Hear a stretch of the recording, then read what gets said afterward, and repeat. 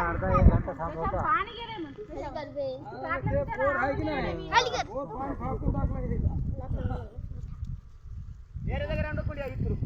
पाणी त्या मशीनच्या चाकाबरोबर गेलं.